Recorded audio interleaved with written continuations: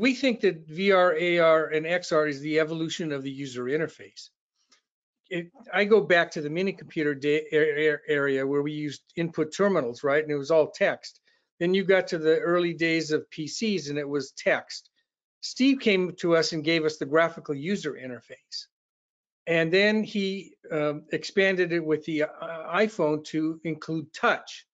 But now with XR, VR, and AR, we're bringing the whole concept of gestures and pointing and pushing and pulling. And it's a whole new way to interact with data and objects.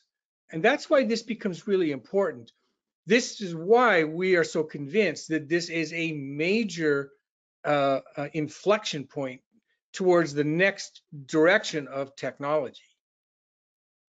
Thank you, Tim. And again, Tim and I have said we've been friends for a lot of years. When we started to look into this together and we started to build this partnership, we are so excited, and the companies that we're working with are so forward thinking. It's a wonderful area to be in. All right, let me make a couple of closing comments. For those that are interested to learn more about VR and XR and AR, Tim and I are prolific writers, public speakers, columnists. We've been around for a long time. And I encourage you to read one of the articles that I wrote on VR, AR as a game changer for sales and marketing that I think was in CR Magazine. Tim wrote a wonderful column recently on how VR and AR can impact field service. I'm quite sure he wrote that for his Forbes column, where he laid out a tremendously strong value proposition on how you can impact field service using VR and AR. But Tim already alluded to, and I'd like to come back to it, the resource center that we have created, in the process of creating, and as he said, it's a work in progress. But I want to take you there for a minute because I want to show you what we've been able to bring together for you, for those that are interested to learn more. And so what we've done is we've gathered, as Tim said, it's more than 100 cases now, and it'll allow you to go by either a horizontal, so sales, marketing, customer service, or field service, or training, and look at case studies. They're actual case studies. We do an abstract of the case study, and then we blow it up into the full article. I'll show you one in a minute. Or you can come in by vertical industry, so manufacturing, retail, healthcare, telecom, publishing, service, etc. All those are different ways of doing it. And as you click into the actual case studies, what you're going to see is you get to a point where you have different stories about actual case studies. We call them use cases, and there's just lots and lots and lots and lots of them. Okay, but we also have towards the bottom of these, we have articles that Tim and I have written. I mean, there's all these cases. Articles Tim and I have written, videos that we've come across. It's a real resource center.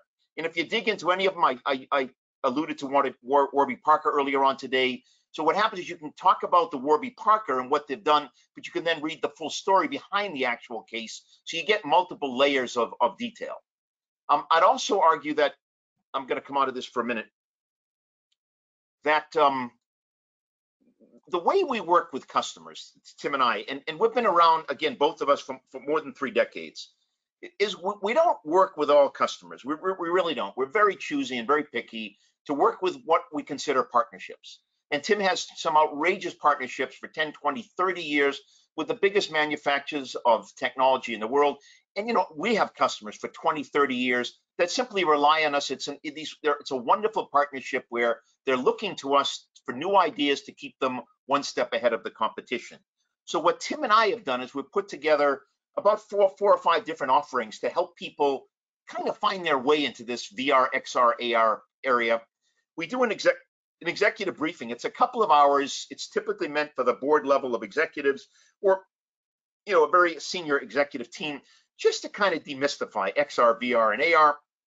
And during that briefing, not only does Tim go into the capabilities of what it can do, but I also then come in and look at specific case studies in their industry, how competition is using it and what others are doing about it. So it's a very nice way. 2 to 4 hours is the typical briefing for people to better understand and to see kind of the art of the possible.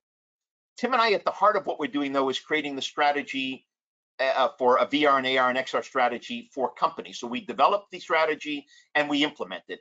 And a little bit later on, we'll talk about how we do the implementation.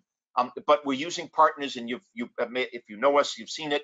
That's Lenovo, that's Vuzix, and others that we are in partnership with for the implementation side. We do the project management, but they do some of the technical implementation. We also are very pleased to help you create a pilot for your XR, VR, or AR engagement. We'll help you create the actual pilot. We'll help you manage and drive success of the pilot through the implementation, a full-scale implementation of that particular XR, AR, VR program. We also offer advisory services, and that's really to help you manage your VR and XR and AR roadmap.